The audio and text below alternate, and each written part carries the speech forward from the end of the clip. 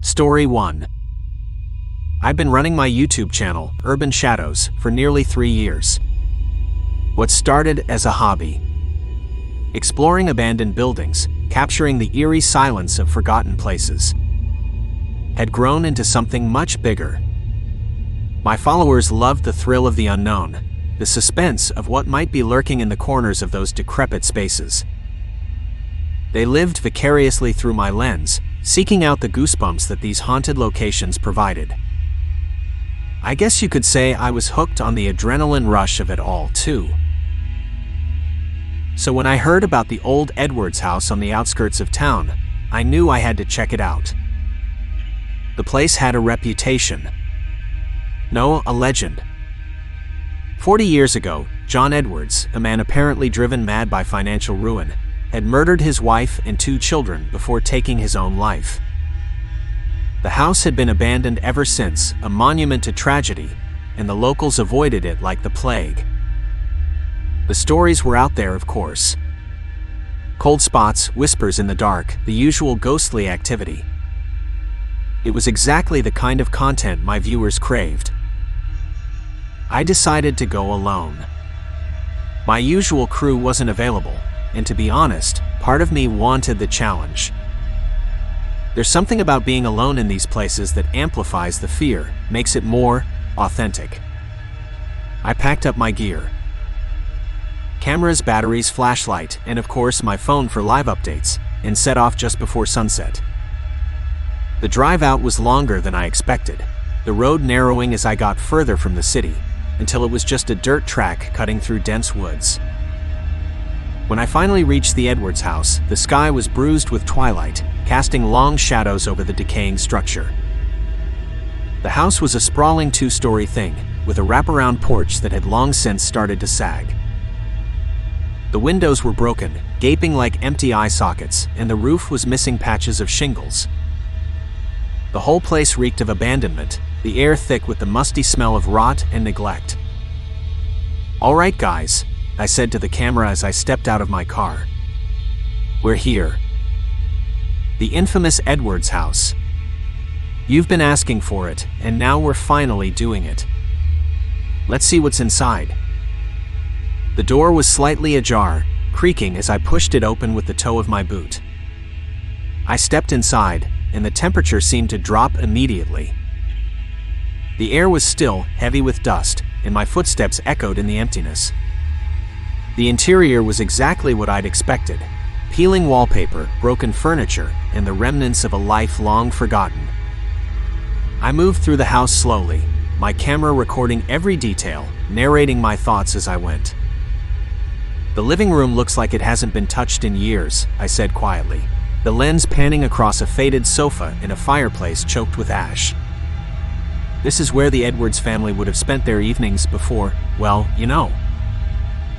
I continued through the house, my flashlight cutting through the gloom. The kitchen was just as dilapidated, the floor littered with debris. I filmed everything, talking to the camera, trying to maintain the balance between curiosity and suspense.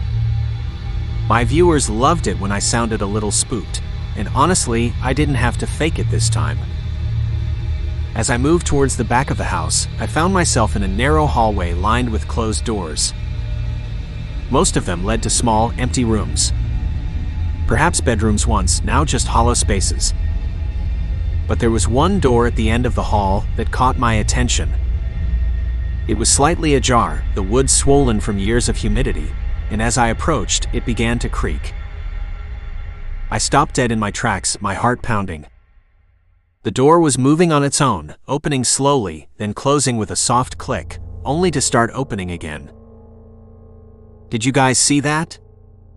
I whispered to the camera, zooming in on the door. "It's moving by itself. No wind, no one else here, just this door." I edged closer, every instinct telling me to turn back, but I couldn't. This was gold. Exactly the kind of footage that would send my subscriber count soaring. I filmed the door as it continued its eerie motion, opening and closing, over and over again. "This is unreal," I muttered. "I'm going to get a closer look." I reached out, fingers trembling, and touched the door. It felt cold. Unnaturally so. I nudged it open all the way, revealing a small, dark room. My flashlight beam barely penetrated the gloom, but I could make out the outline of a crib, covered in cobwebs. A nursery, I breathed, panning the camera around. This must have been the children's room. The door behind me suddenly slammed shut with a force that shook the walls. I jumped, whipping around, but there was no one there. My hand was trembling as I turned the doorknob, but it was stuck fast. "Okay guys, this is getting a little too real," I said, trying to keep my voice steady. "I'm going to try and find another way out." But as I backed away from the door, something moved in the corner of the room. I spun around, shining the flashlight towards the crib. There, half hidden in the shadows, was the figure of a small child. I froze, my breath catching in my throat. Who's there?" I stammered. The figure didn't move, didn't make a sound. It was just standing there, barely more than a silhouette in the darkness. But there was something wrong. Its eyes were too large, too bright, glowing with a pale light. I fumbled with the camera, trying to zoom in, but the moment I did, the child vanished, as if it had never been there. My heart was racing now, and I could feel the cold sweat trickling down my back. "Guys, I'm not alone here," I whispered, the camera still rolling. I don't know what I just saw, but I'm getting out of here." I managed to force the door open and bolted down the hallway, not stopping until I was outside, gasping for breath in the cool night air. My hands were shaking as I fumbled with my keys, desperate to get in the car and put as much distance between myself and that house as possible. When I finally got home, it was well past midnight, but I didn't care. I needed to upload the footage to see if what I'd experienced had been captured on camera. I plugged the camera into my computer, my hands still trembling as I clicked through the files. The video played back just as I remembered. The eerie silence of the house, the door opening and closing, and then, the child. My breath caught as I watched the figure appear on screen, just as it had in the room. But this time, the camera caught more than my eyes had. As the door opened and closed in that endless loop, the ghostly figure of the child stepped forward, reached for the door and pulled it shut. Then it turned towards the camera, its eyes burning with that unnatural light, and smiled. The video cut out, static filling the screen. I sat there, staring at the frozen image, my blood running cold. This wasn't just some trick of the light, some glitch in the footage. I'd seen a ghost. A real living, or rather unliving, ghost. The channel blew up after that, the video going viral within hours of being uploaded.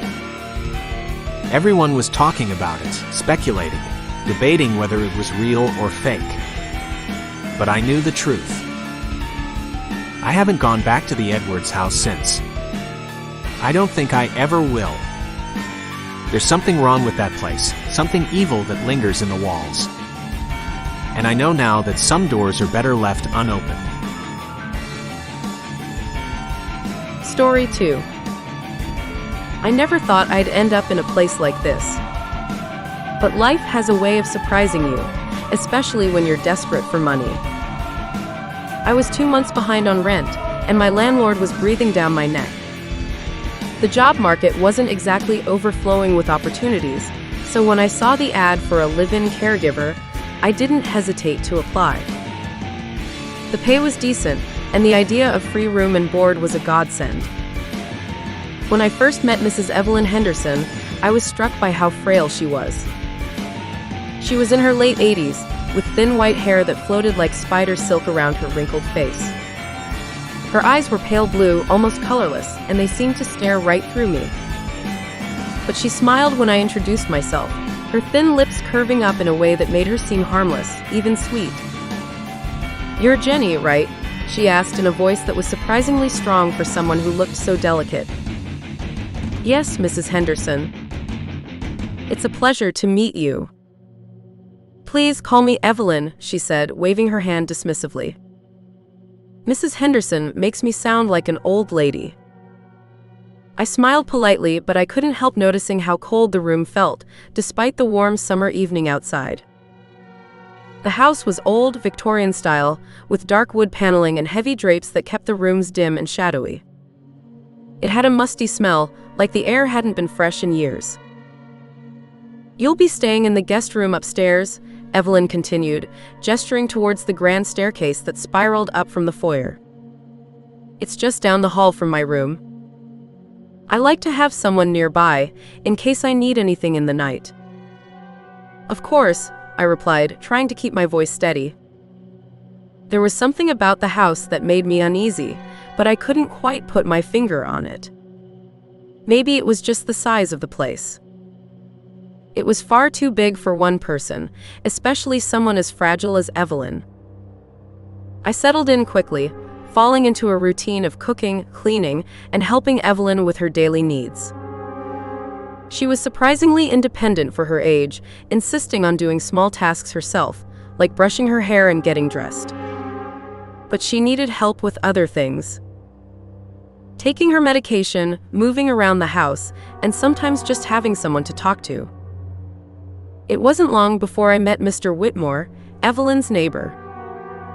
He was a tall, thin man with a shock of white hair and a neatly trimmed mustache. He was polite, always dressed in a suit and tie, and he visited Evelyn every day like clockwork. "Jenny, this is Mr. Whitmore," Evelyn introduced us one afternoon as I was helping her in the garden. He and my husband were very close friends. "Nice to meet you, Mr. Whitmore," I said, offering my hand. "The pleasure is mine, young lady," he replied with a smile that didn't quite reach his eyes.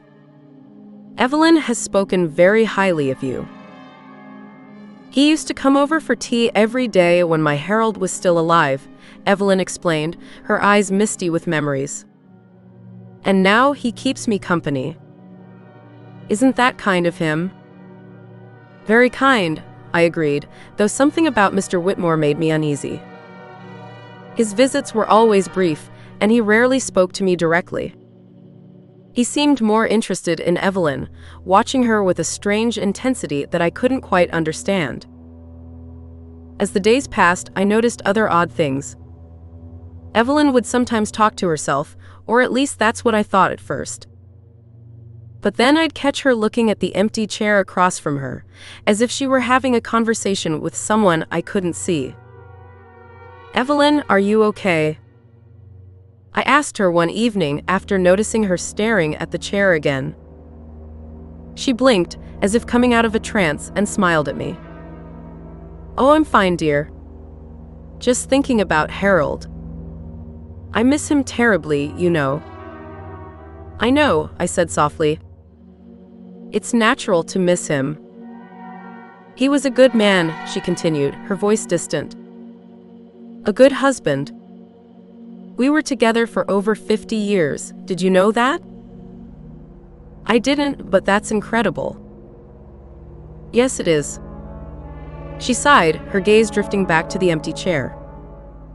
"Sometimes I feel like he's still here, watching over me." I didn't know what to say to that, so I just nodded and tried to change the subject. But the unease I'd felt since I arrived only grew stronger. There was something wrong with this house, with Evelyn, and even with Mr. Whitmore. I could feel it in my bones, but I couldn't put a name to it. The breakthrough came one afternoon when I was talking to Evelyn's son, Michael, who had come to visit. He was in his late 40s, with graying hair and a serious expression that never seemed to soften. "How's she doing?" he asked me after checking in on his mother. "She's doing well considering her age," I replied. "She's strong, but what?" he pressed. "She talks about your father a lot," I said carefully. "And Mr. Whitmore. She says they were close friends." Michael's face darkened at the mention of Mr. Whitmore. "What did you say?" "I said she talks about Mr. Whitmore," I repeated, confused by his reaction. "He's here every day, isn't he?" "I've seen him." Jenny, Michael said slowly, his voice tight with something I couldn't quite identify. Mr. Whitmore died 20 years ago. He was my father's best friend, yes, but he passed away shortly after my father. I stared at him, my blood running cold. That can't be right. I've seen him. I've spoken to him. Are you sure? Michael's eyes bored into mine, searching for any sign that I was lying or mistaken. Yes, I'm sure, I insisted, but the certainty in my voice wavered. He's here every day. Michael shook his head, his expression unreadable.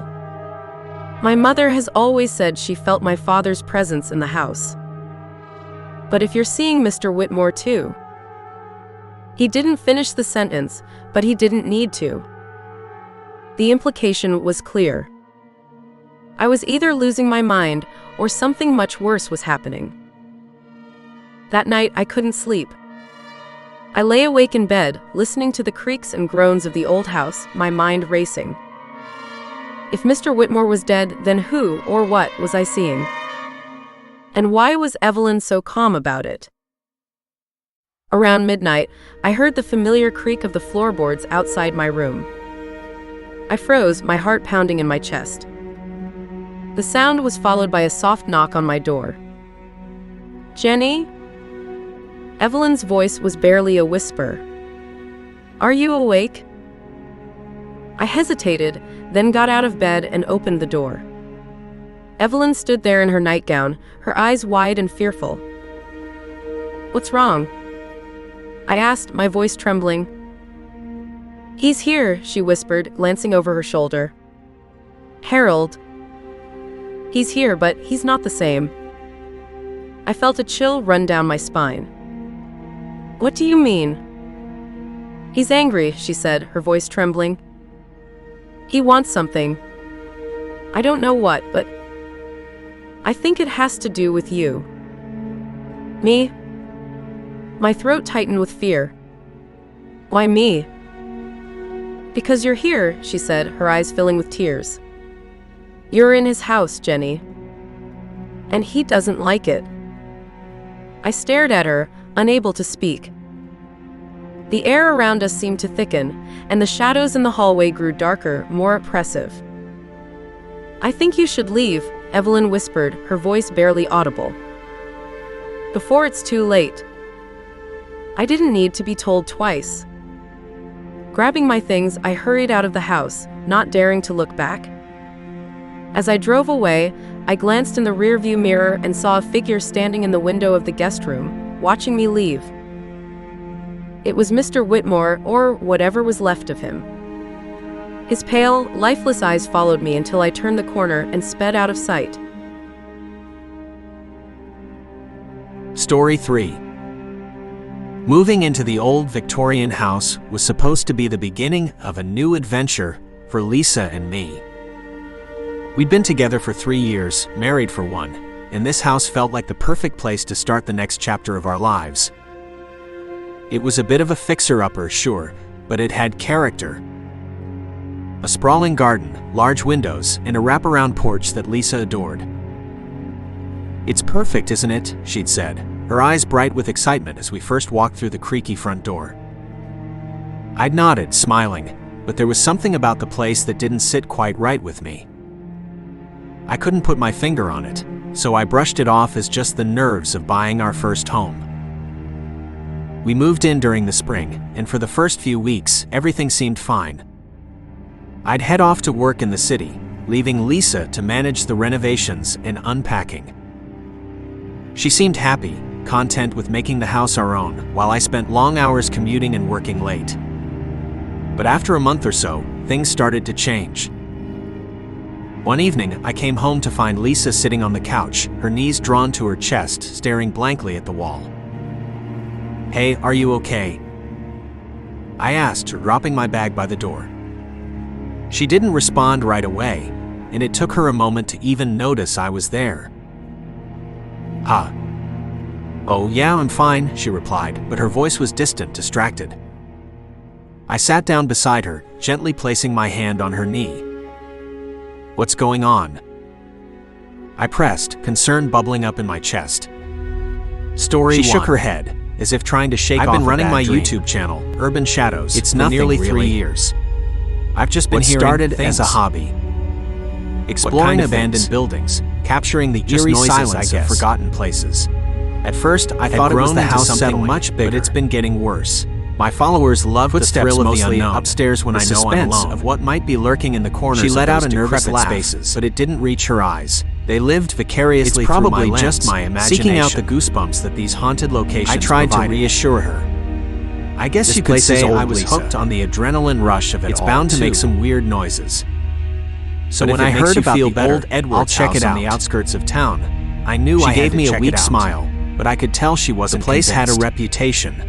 Over the next few days, I noticed Lisa was on edge, jumping 40 years ago. Creek and John Edwards, the housemaid, a man apparently driven mad by financial ruin. I tried to dismiss it, had murdered his wife and 2 children, was starting to get taking his own life. It wasn't just the house had been abandoned ever since, in the house, a monument to tragedy, and the locals avoided it. The air was heavier, like the plague, and there was a constant sense of being watched. The stories were out there, of course.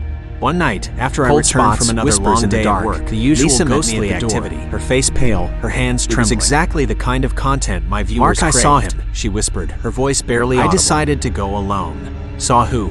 My usual crew wasn't available. Confused, and to be honest, part of me wanted the challenge.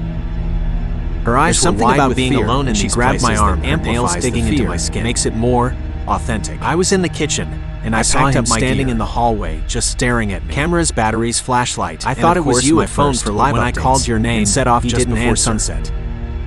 And then the drive out was longer than I expected. The road narrowing as I got further from the city, but I forced myself to stay calm. It was just a dirt track cutting through dense woods. Are you sure it wasn't just a shadow? When I finally reached someone outside, the sky was bruised with twilight. She shook her head, casting long shadows over the decaying structure. No Mark, he was inside. The house was a sprawling two-story thing, with a wraparound porch that had long since started to trying to sound reassuring, even though I was starting to feel uneasy, gaping like empty eye sockets, and the roof was missing patches of shingles. Maybe it was someone who wandered in by mistake. The whole place reeked of abandonment, the air thick with the musty smell of rot. Thoroughly searching the house top to bottom, I found nothing. All right, guys, I said to the camera. No signs of an intruder. Out of my car. No open windows, nothing out of place. The infamous was Edwards' house. You've been asking for it, and now we're finally doing it to find somewhere else to live. Let's see what's inside.